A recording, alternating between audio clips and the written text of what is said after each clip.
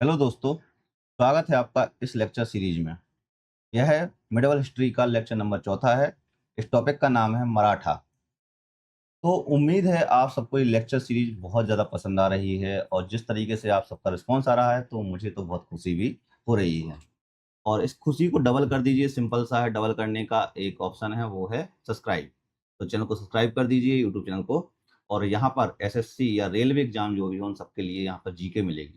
Telegram channel को join कर सकते हैं। इसका पीडीएफ पीवाईक्यू प्रैक्टिस भी समय समय पर वहाँ पर करवाता रहता हूँ मैं। ठीक है, एक अकेला आदमी होने की वजह से क्या है कि बहुत ज़्यादा चीज़ें संभालनी पड़ती हैं। ऐप मुझे खुद ही मेंटेनेंस करना पड़ता है।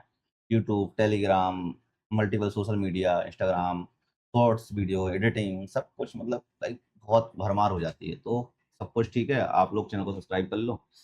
बाकी ये वाला बैच ज्वाइन कर सकते हो आप। इसके लिए सिंपल है, 149 का अगर चाहिए है आपको तो इसके लिए आप PYQ50 के नाम से आप इसको कूपन कोड को यूज कर सकते हैं। यहाँ पर बहुत सारी सुविधाएं हैं, वो आपको मैंने कई सारे अलग अलग जगह पे बताई हुई हैं। ऐप डाउनलोड करने के लिए सिंपल है, प्ले स्टोर पे जाइए और इसके बाद इंस्टॉल कीजिए इसको। और यहाँ पर अगर आप पेड कोर्स सेक्शन में जाएंगे, एसएससी एग्जाम में जाएंगे, इसके बाद इसको एक्सप्लोर कीजिए और इसको एक्सेस यहाँ पर आपको देख सकते हैं। कुछ में डेमोज भी फ्री भी हैं, एक एक क्लासेस डेमो भी फ्री है, तो सारे एक्सेस भी आप ले सकते हैं। ठीक है, और बाकी जो फ्री वाले दोस्त हैं उनके लिए प्राइम जीएस प्रैक्टिस पीडीएफ शिकायतें भी हैं दोस्तों की। चलो मैं उन शिकायतों को जल्द से जल्द निराकरण करने की कोशिश कर रहा हूँ। और मैंने आज एक कंपनी से बातचीत भी की हुई थी इस चीज़ के लिए कि भाई हमें चैप्टर वाइज बायोलॉजिकल चाहिए हैं बहुत सारे क्वेश्चंस। तो उन्होंने बोला तो है, अब देखते हैं क्या होता है, आगे क्या होता है। ठीक है, और अगर आपकी कोई भी क्वेरीज होती है तो आप मुझे व्हाट्सएप पर भी बता सकते हैं। चलते हैं पहले प्रश्न की ओर। पहला प्रश्न कहता है, दक्कन में मराठों द्वारा एकत्रित भू राजस्व का 25% क्या कहलाता था? 25% जो भू राजस्व एकत्रित किया जाता था, मतलब 1/4 होता था लगभग। तो एक चौथाई बोल सकते हो, कितना मतलब किसका होता था 25%, तो उसको क्या कहा जाता था? तो यह जो दक्कन में क्षेत्र में जो कराधान प्रणाली होती थी, बेसिकली दो प्रमुख कर थे, एक तो चौथ और दूसरा था सरदेश मुखी। ठीक है, चौथ जो होता था वो एक प्रकार का वार्षिक कर होता था, ये वाला जो है वार्षिक कर होता था। ठीक है, और यही जो है वार्षिक कर है जो एक चौथाई होता था, यानी कि 25% होता था। 25% या एक चौथाई, एक चौथाई होता था। ठीक है, वहीं पर जो जो कर जो होता है मराठा द्वारा उन क्षेत्रों में वसूला जाता था, जो तो उनके जो बेसिकली ना ये चौथ जो होते हैं प्रत्यक्ष नियंत्रण में नहीं होता था। जो क्षेत्र जो है मराठों के प्रत्यक्ष नियंत्रण में नहीं होता था। ठीक है, और बदले में एक प्रकार से कह सकते थे उनको आक्रमण से सुरक्षा प्रदान की जाती थी।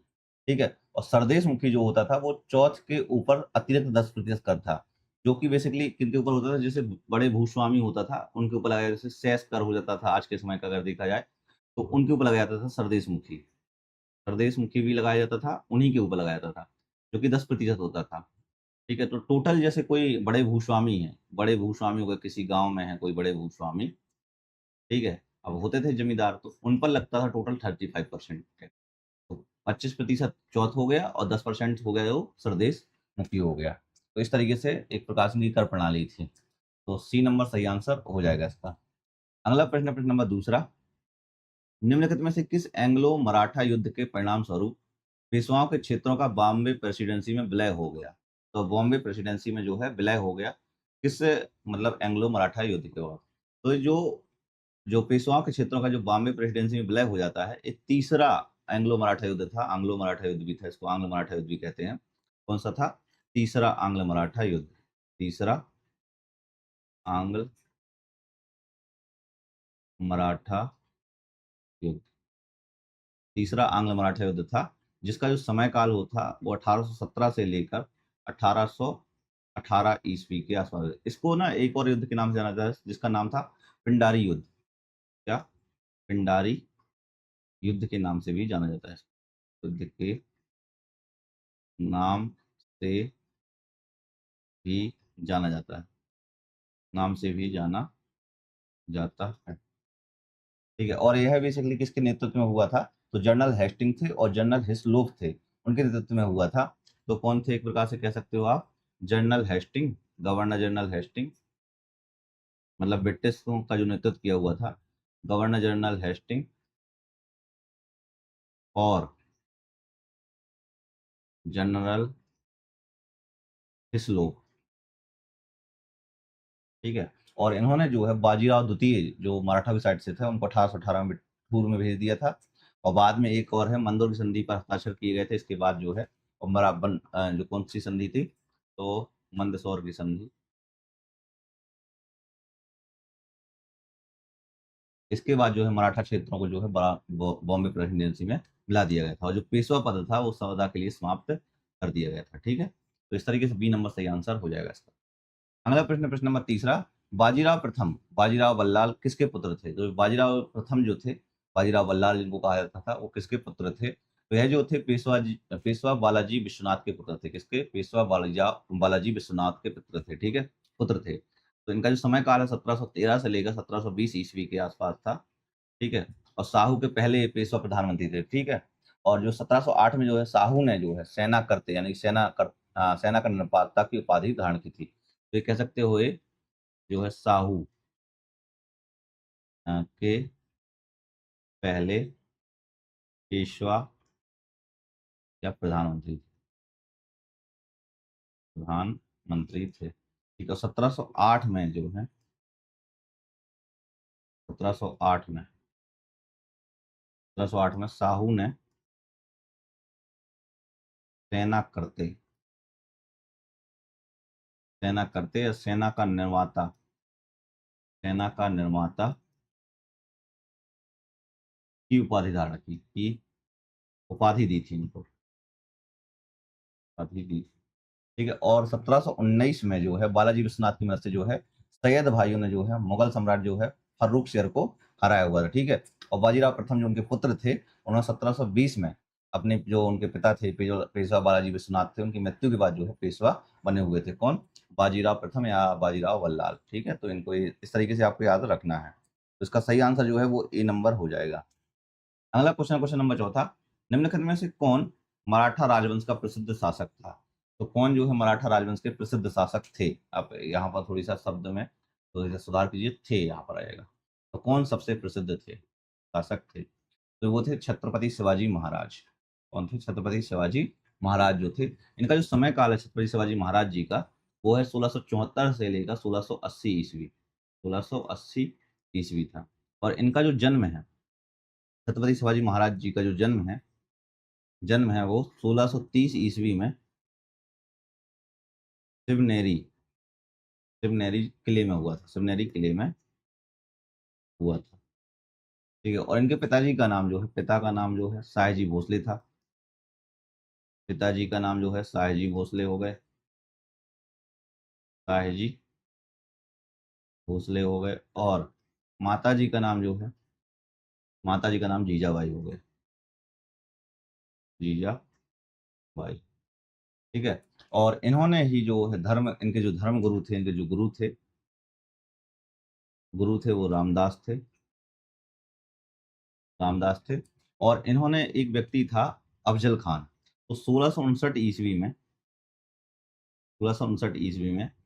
प्रतापगढ़ के युद्ध में प्रतापगढ़ के युद्ध में गढ़ के युद्ध में अफजल खान को हराया हुआ था।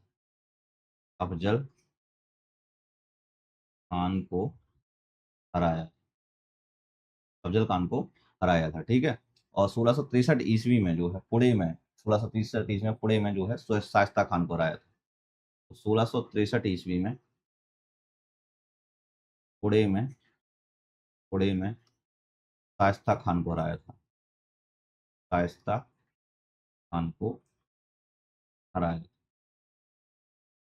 हराया था।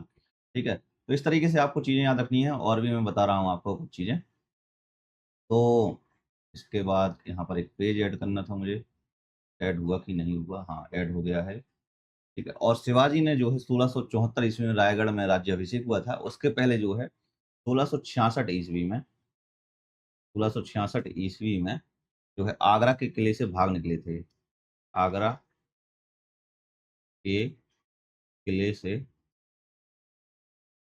भाग निकले थे। वहीं पर शिवाजी ने जो है 1674 ईस्वी में छत्रपति शिवाजी महाराज जी ने 73 ईस्वी में रायगढ़ में राज्याभिषेक किया हुआ था। रायगढ़ में इनका राज्याभिषेक हुआ था। रायगढ़ में राज्याभिषेक हुआ था। और इन्होंने जो है उपाधियाँ धारण की हुई थी। छत्रपति शिवाजी महाराज जी ने जो उपाधियाँ थी इनकी, उपाधियाँ थी, वो थी छत्रपति, छत्रपति या तथा हिंदू धर्मोद्धारक की उपाधि धारण की थी।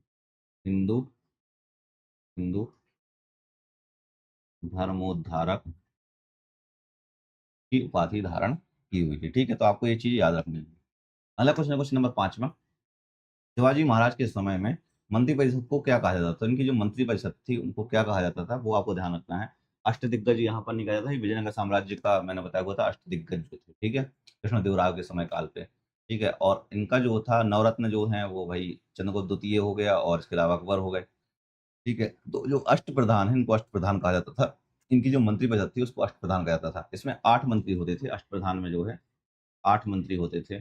सबसे सबके सब एक से एक भारी मंत्री थे। ठीक है, तो जैसे पेशवा थे सबसे पहले, बाद में ये जो शक्ति केंद्रित हो जाती है वो पेशवा में हो जाती है। पेशवा जो है प्रधानमंत्री था। पेशवा को प्रधानमंत्री कहा जाता था, मतलब प्रधानमंत्री या पेशवा कुछ भी है। ठीक है, इसके बाद जो होता था अमात्य या मजूमदार आता था। अमात्य या मजूमदार हो जाता था, अमात्य या मजूमदार, जो कि बेसिकली वित्त मंत्री होता था। वित्त मंत्री होता था। और इसके बाद जो है सचिव हो जाता था, सचिव। और फिर इसके बाद आता था वाक्य नवीश। वाक्य नवीश, वाक्य नवीश जो है आंतरिक मामलों का प्रमुख होता था। आंतरिक मामलों का प्रमुख होता था। आंतरिक मामलों का प्रमुख होता था। और इसके बाद जो है सर ए नौमत, सर ए नौबत या सेनापति, जो कि प्रधान सेनापति होता था। प्रधान सेनापति होता था। ठीक है, इसके अलावा सुमंत या दवीर होता था, जो विदेश मंत्री होता था। सुमंत या इसको दवीर भी बोलते थे, जो कि विदेश मंत्री होता था। हाँ, विदेश मंत्री। ठीक है, इसके अलावा जो है न्यायाधीश होता था, जो न्याय मंत्री होता था। न्यायाधीश, जो कि न्याय मंत्री होता था। न्याय मंत्री होता था। और 8वें नंबर पे अंतिम जो है होता था पंडित राव। पंडित राव, जो कि उच्च पुजारी होता था। उच्च पुजारी होता था। ठीक है, और राजा राम ने जो है प्रतिनिधि का नया पद जोड़कर मंत्रियों की संख्या जो है 9 कर दी थी। एक राजा राम थे जो इनके पुत्र थे। ठीक है, राजा राम। तो राजा राम ने जो है इसी अष्ट प्रधान व्यवस्था में एक और मंत्री जोड़ा, जिसको 9 प्रधान कह सकते हो आप। ठीक है, प्रतिनिधि जोड़ दिया था। तो टोटल कितने हो गए? 9 लोग थे। तो अष्ट प्रधान बोला जाता था। जो शिवाजी की जो मंत्रिपरिषद थी उसमें 8 थे, और जो राजा राम की थी उसमें 9 थे, यानी कि प्रतिनिधि एक नया जोड़ दिया था पद। ठीक है, तो ये नया पद था प्रतिनिधि, तो आपको इसको भी याद रखना है। तो राजा राम, तो सही आंसर जो है वो सी नंबर हो जाएगा। अगला क्वेश्चन है क्वेश्चन नंबर 6वां, निम्नलिखित में से कौन सा जोड़ा मराठों की कराधान प्रणाली से संबंधित है? तो अभी भी मैंने बताया था, तो इसके बारे में ज्यादा बातचीत नहीं करनी है भाई। तो चौथी एवं सरदेश मुखी हो जाएगा। अगला क्वेश्चन है क्वेश्चन नंबर 7वां, निम्नलिखित में से किस शहर में महाकालेश्वर का मंदिर स्थित है? तो महाकालेश्वर का मंदिर आपको बताना है। ये आरआरबी एनटीपीसी में पूछा गया है, तो मैंने कुछ क्वेश्चन इसके भी सारे शामिल कर लिए थे, जो भी क्वेश्चन थे उसमें। तो जो उज्जैन में स्थित है, कहाँ पर? उज्जैन में स्थित। महाकालेश्वर मंदिर जो है उज्जैन में स्थित है। और यह महाकालेश्वर मंदिर जो है इल्तुतमिश ने 1234 ईस्वी में नष्ट कर दिया था। इल्तुतमिश के द्वारा नष्ट कर दिया गया था इसको। ठीक है, इसका जो पुनर्निर्माण है, पुनर्निर्माण मराठों ने ही करवाया हुआ था। तो पुनर्निर्माण किसने करवाया था वो आप देखो पहले। पुनर्निर्माण जो है राणोजी शिंदे, राणोजी शिंदे के मराठा मराठा दीवान, मराठा दीवान रामचंद्र बाबा सुकंथनकर ने किया हुआ था। मराठा दीवान रामचंद्र बाबा, रामचंद्र बाबा सुकंथनकर ने करवाया था। ठीक है, और महाकालेश्वर जो है वो 12 ज्योतिर्लिंगों में से एक है, और यह क्षिप्रा नदी के किनारे है। ठीक है, तो अभी इसमें यहाँ पर कुंभ मेला भी लगने वाला है। क्वेश्चन क्वेश्चन नंबर 8वां, पेशवाओं द्वारा शिवाजी पर विजय प्राप्त करने के बाद मराठा साम्राज्य की राजधानी कौन सी बन गई थी? पेशवाओं द्वारा शिवाजी पर विजय प्राप्त करने के बाद जो है मराठा साम्राज्य की राजधानी बताना है कौन सी बन गई शिवाजी पर, पेशवाओं द्वारा। जो पेशवा जो है प्रधानमंत्री थे तत्कालीन, ठीक है। और छत्रपति शिवाजी के जो है काल में जो मराठा साम्राज्य की जो राजधानी थी वो रायगढ़ थी। कौन सी राजधानी थी? शिवाजी जी के समय पे रायगढ़ राजधानी थी, जहाँ पर इनका राज्याभिषेक भी हुआ था। ठीक है, तो रायगढ़ राजधानी थी। बाद में बाजीराव प्रथम ने जो है 1728 ईस्वी में इनकी जो राजधानी है सतारा थी, प्रशासनिक राजधानी जो सतारा थी उससे पुणे या पूना स्थानांतरित कर दी थी। क्या कर दी थी? फिर रायगढ़, फिर इनकी सतारा राजधानी बनी, सतारा, और फिर सतारा के बाद जो है पुणे, पुणे राजधानी बनी। ठीक है, इसको पूना कहा जाता है। ठीक है, और शनिवार बाड़ा एक नाम से है, शनिवार बाड़ा जो है मराठा होंगे उनको पता होगा, जो महाराष्ट्र से बिलोंग करते होंगे। शनिवार बाड़ा, शनिवार बाड़ा जो है एक ऐतिहासिक किला था जो कि पुणे में ही बनाया गया था। ठीक है, और 1818 ईस्वी तक जो है पेशवाओं की गद्दी जो है यही शनिवार बाड़ा में ही रही है। ठीक है, तो इसका सही आंसर जो है वो डी नंबर हो जाएगा। अगला क्वेश्चन है क्वेश्चन नंबर 9। निम्नलिखित में से किसे छत्रपति शिवाजी ने प्रतापगढ़ के युद्ध में मारा था? अभी अभी मैंने बताया हुआ था प्रतापगढ़ के युद्ध में मारा था किसको? 1659 ईस्वी में हुआ था प्रतापगढ़ का युद्ध। कितने? 1659 ईस्वी में हुआ था। 1659 ईस्वी में हुआ था प्रतापगढ़ का युद्ध। और यह जो है अफजल खान, यहाँ पर जो है अफजल खान की हत्या कर दी गई थी। ठीक है, तो शिवाजी का जो नेतृत्व सॉरी जो मराठा सेना था उसका नेतृत्व शिवाजी कर रहे थे, और जो बीजापुर की सेना थी तो उसका नेतृत्व जो है अफजल खान कर रहा था। ठीक है, तो किस किस के बीच में कह सकते हो? मराठा और बीजापुर के लोग, बीजापुर आमने सामने था। अब जो बीजापुर की सेना का नेतृत्व कौन कर रहा था? अफजल खान कर रहा था, जनरल अफजल खान कहा जाता है इसको, जनरल अफजल खान। ठीक है, और मराठों की जो सेना का नेतृत्व कर रहे थे वो थे छत्रपति शिवाजी, छत्रपति शिवाजी। ठीक है, और अफजल खान को जो एक निजी विवाद के दौरान जो बाख नखे थे, बाख नख बोला जाता है, उनको मार डाला था, इसके थ्रू मार डाला गया था। मराठा जो है इस युद्ध में विजयी हुए थे। ठीक है, तो ये विजयी हुए, और यह जो अफजल खान है वो पराजित हुआ। ठीक है, तो सही आंसर जो है वो ए नंबर हो जाएगा। अगला क्वेश्चन है क्वेश्चन नंबर 10। पुरंदर की संधि के अनुसार शिवाजी ने कितने किले मुगलों को सौंप दिए थे? तो जो पुरंदर की संधि हुई थी शिवाजी ने जो है कुछ किले जो है मुगलों को सौंप दिए थे। जो पुरंदर की संधि हुई थी आमेर के राजा जयसिंह था जो कि औरंगजेब का प्रतिनिधि था। ठीक है, और शिवाजी के बीच में हुई थी ये। तो किसके किसके बीच में कह सकते हो? एक तो सबसे पहले आमेर के राजा जयसिंह, जयसिंह जो कि औरंगजेब का प्रतिनिधि था, औरंगजेब के प्रतिनिधि थे, जेब का प्रतिनिधि था। ठीक है, और किसके बीच में हुई थी? और शिवाजी के बीच में हुई थी ये, और शिवाजी के बीच। कौन? ये पुरंदर की जो पुरंदर की संधि है यह है, और इसका समय काल जो है पुरंदर की संधि का वो था 1665 ईस्वी, 1665 ईस्वी। ठीक है, 1665 ईस्वी में हुई थी। इसके तहत जो है शिवाजी के पास टोटल जो है 35 किले थे, 35 किले थे। तो 35 किले में से कितने किले दे दिए गए थे? तो 23 किले जो है, 23 किले मुगलों को सौंपने पर सहमति जताई गई थी, मुगलों को सौंप दिए गए थे, सौंप दिए गए थे। ठीक है, और केवल जो कह सकते हो अपने पास जो है 12 किले रखे हुए थे। शिवाजी को जो है औरंगजेब के दरबार में जो है आगरा बुलाया गया, और 1666 ईस्वी में वहां से चतुराई से भाग निकले हुए थे। तो कह सकते हो कितने शिवाजी ने कितने किले मुगलों को सौंप दिए थे? 23 किले मुगलों को सौंप दिए थे, जो डी नंबर सही आंसर हो जाएगा इसका। अगला question, question number 11। Chhatrapati Shivaji और सोयराबाई ने अपने बेटे का नाम क्या रखा था? तो इनके शिवाजी और सोयराबाई जो है अपने बेटे का नाम बताना है आपको। उन्होंने अपने बेटे का नाम क्या रखा हुआ था? तो उन्होंने जो है अपने बेटे का नाम था वो राजा राम रखा हुआ था। क्या रखा हुआ था? राजा राम रखा हुआ था। तो जो छत्रपति शिवाजी हैं, सोयराबाई जो है उनकी दूसरी पत्नी थी शिवाजी की। ठीक है, अब जो राजा राम का जो समय काल था वो था 1689 से लेकर 1700 ईस्वी तक था, 1700 ईस्वी तक था। ठीक है, और सोयराबाई जो थे और संभाजी के छोटे भाई थे। ठीक है, तो इनसे बड़े पुत्र थे वो संभाजी थे। ठीक है, और रायगढ़ में जो है मंत्री की सहायता से वे गद्दी पर बैठे हुए थे। और राजा राम ने ही जो एक नया पद बनाया हुआ था, प्रतिनिधि, जो मैंने बताया हुआ था अभी, अष्ट प्रधानों के लिए एक नया पद बनाया हुआ था। ठीक है, टोटल जो है 9 संख्या हो गई थी। और इन्होंने जो है 1698 ईस्वी में जो है मुगलों के हाथों के जो पतन हो गया था, किसका? सतारा राजधानी बनी थी। ठीक है, और 1700 ईस्वी में इनकी मृत्यु हो गई थी कहाँ पर? सतारा में। इनकी सतारा में मृत्यु हो जाती है, 1700 ईस्वी में सतारा में मृत्यु हो जाती है। ठीक है, तो इसका सही आंसर जो है वो डी नंबर हो जाएगा। अगला क्वेश्चन है क्वेश्चन नंबर 12वां। साईबाई ने शिवाजी के पुत्र का नाम क्या था? साईबाई से जो पुत्र थे, शिवाजी के पुत्र थे, उनका नाम क्या था? तो देखो, दो पुत्र थे बेसिकली इनके, एक तो संभाजी हो गए, दूसरे राजा राम हो गए।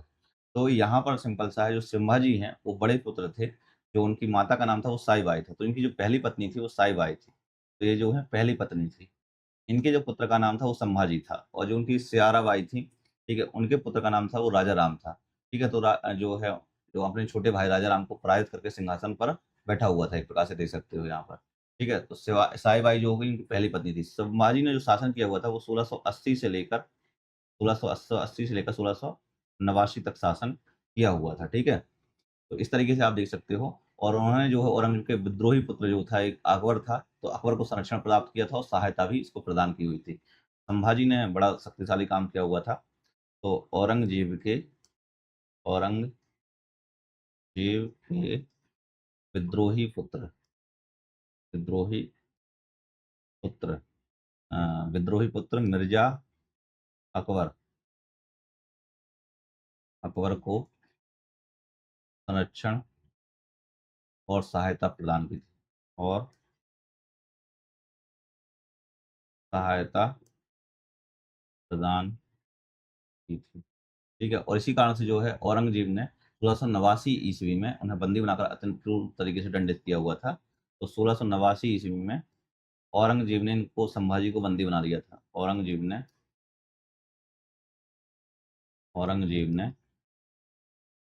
संभाजी को बंदी बना लिया था, बंदी बना लिया था। ठीक है, तो इसका सही आंसर जो है वो ए नंबर हो जाएगा। अगला क्वेश्चन है क्वेश्चन नंबर 13। पानीपत की तीसरी लड़ाई किनके बीच लड़ी गई थी? तो तीसरी लड़ाई आपको बताना है किनके बीच में लड़ी गई थी। तो जो पानीपत की लड़ाई है वो 14 जनवरी 1761 में हुई थी। कब हुई थी? 14 जनवरी 1761 में हुई थी पानीपत की तीसरी लड़ाई। किस किसके बीच में हुई थी? तो ये बालाजी बाजीराव के शासनकाल में लड़ी गई थी। इन्हें बेसिकली नाना साहब के नाम से जाना जाता है। ठीक है, तो ये जो थे पेशवा सदाशिव भाऊ, जो कि मराठा सेना को नेतृत्व कर रहे थे, और अब्दाली सेना थी, अहमद शाह अब्दाली की सेना थी, जो दुर्रानी साम्राज्य से आया था, अफगान सेना का नेतृत्व कर रहा था। तो अफगानों और किसके बीच में लड़ी गई थी? मराठों के बीच में लड़ी गई थी। तो कह सकते हो मराठों और अफगानों के बीच में लड़ी गई थी।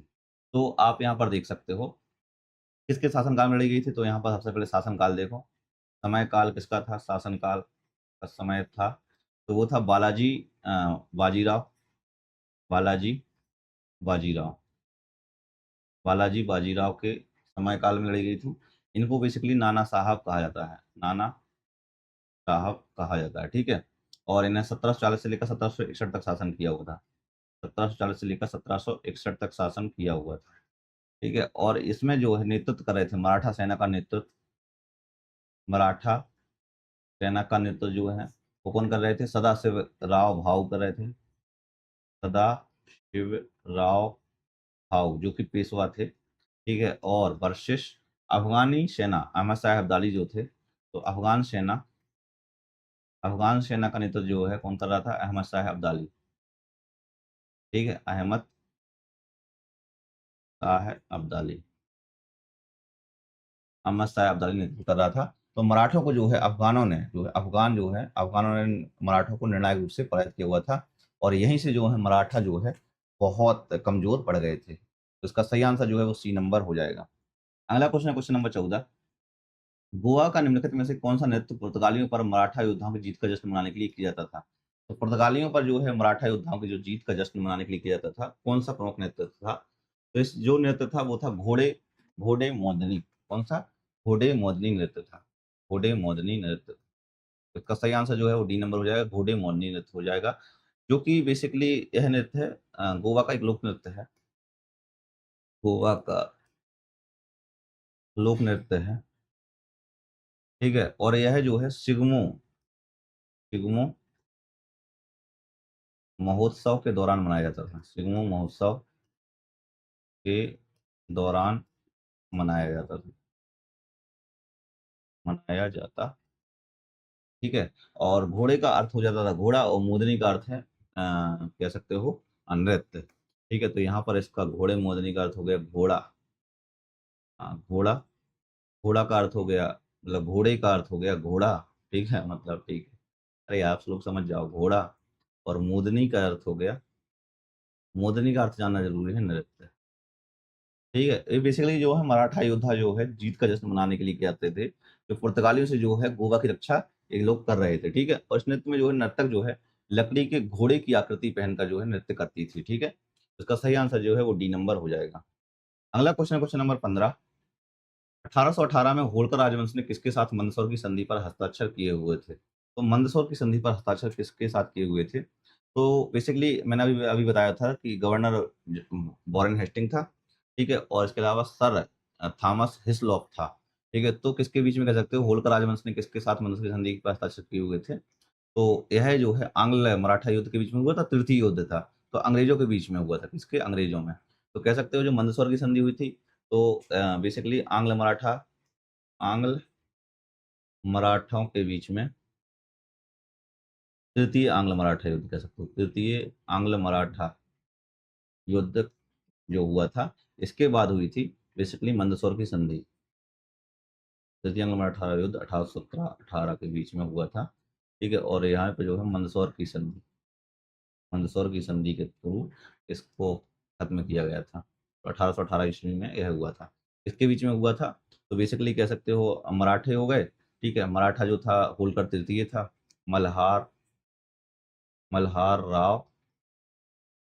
होलकर तृतीय, मल्हार राव होलकर तृतीय वर्सेस अंग्रेज जो थे, अंग्रेज सर थॉमस हिस्लॉप, इनके बीच में यह हुआ था, ठीक है? और इसमें कह सकते हो एक महेदपुर का युद्ध हुआ था। इसको तृतीय आंग्ल मराठा युद्ध भी कह सकते हो या महेदपुर का युद्ध भी कहा जाता है। महेदपुर का युद्ध हुआ था जो 1817 में हुआ था। महेदपुर का युद्ध, ठीक है? तो इस तरीके से आप कह सकते हो। अगला क्वेश्चन इसका सही आंसर जो है सी नंबर हो जाएगा। अगला क्वेश्चन है क्वेश्चन नंबर 16। निम्नलिखित में से कौन सा कथन सही है? तो सही कथन बताना है। बाल शास्त्री जंभेकर ने 1832 में पहला एंग्लो मराठी अखबार दर्पण शुरू किया हुआ था। हाँ, बिल्कुल सही है भाई, इन्होंने ऐसा ही किया हुआ था। बाल शास्त्री जंभेकर जो है इनका समय काल जो है 1812 से लेकर 1846 ईस्वी तक था, ठीक है? और ये बॉम्बे प्रेसिडेंसी के जो एक प्रसिद्ध पत्रकार भी थे और समाज सुधारक भी थे।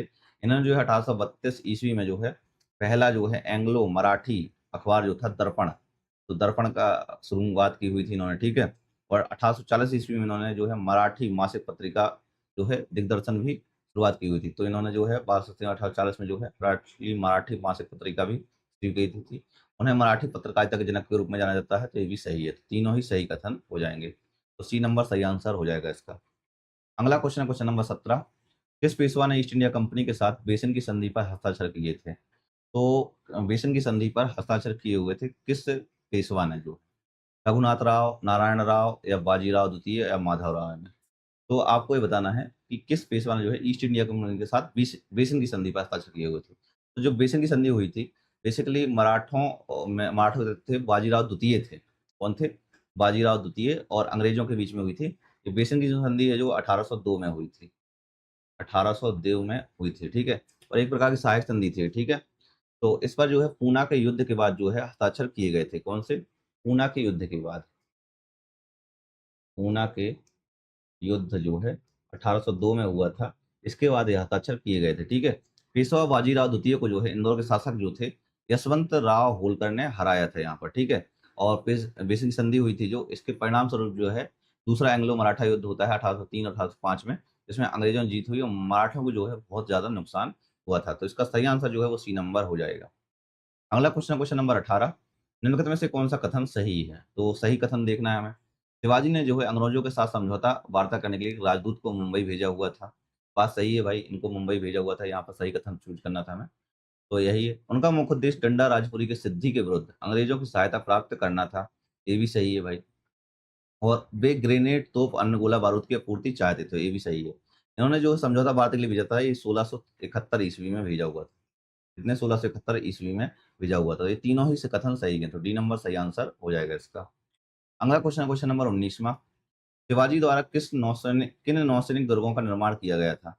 तो इन्होंने कई सारे नौसैनिक दुर्गों का निर्माण भी करवाया हुआ था, तो आपको बताना है कौन-कौन से नौसैनिक दुर्गों का निर्माण किया हुआ था। तो इन्होंने जो है देखो स्वर्ण दुर्ग का भी निर्माण करवाया हुआ था, जो महाराष्ट्र के तट पर जो है दूर महाराष्ट्र के तट से दूर जो है एक दपोली शहर है, तो दपोली शहर के पास स्थित है।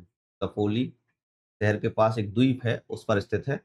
यह 1660 ईस्वी में निर्मित हुआ था, 1660 ईस्वी में निर्मित हुआ था, ठीक है? इसके अलावा आता है विजय दुर्ग, तो विजय दुर्ग जो है वो कोंकण तट में जो है, कोंकण तट में निर्माण हुआ था। इसका निर्माण जो है वो 1662 ईस्वी में हुआ था, ठीक है? इसके बाद आता है सिंधु दुर्ग जो है, सिंधु दुर्ग जो है वो सिंधु दुर्ग जिले में जो है मालवान के छोटे एक द्वीप पर हुआ था सिंधु दुर्ग। तो कह सकते हो मालवान के एक छोटे द्वीप में, एक छोटे द्वीप पर हुआ था, और इसका जो समय काल है वो कब निर्माण हुआ था, तो 1667 ईस्वी में हुआ था। और इसके अलावा कोलाबा का जो दुर्ग है, कोलाबा का किला है, इसको अलीबाग का किला भी कहा जाता है। तो इसको जो है अलीबाग का किला भी कहा जाता है, अलीबाग का किला, अलीबाग का किला भी बोला जाता है। तो 1680 में इसका निर्माण हुआ था। तो तीनों ही मतलब चारों ही सही आंसर हो जाएंगे, तो ए नंबर सही आंसर है इसका, ठीक है? और इनको जो है मतलब शिवाजी को जो है भारतीय नौसेना का जनक भी कहा जाता है। अगला क्वेश्चन है क्वेश्चन नंबर 21। शिवाजी के प्रशासनिक उपायों के संबंध में निम्नलिखित कथनों पर विचार करना है और कौन सा कथन सही है। तो सही कथन हमको बताना है इसमें से। तो इनके जो प्रशासनिक उपाय हैं उनके बारे में हमको बताना है। ठीक है, तो एक-एक करके देख लेते हैं हम यहाँ पर।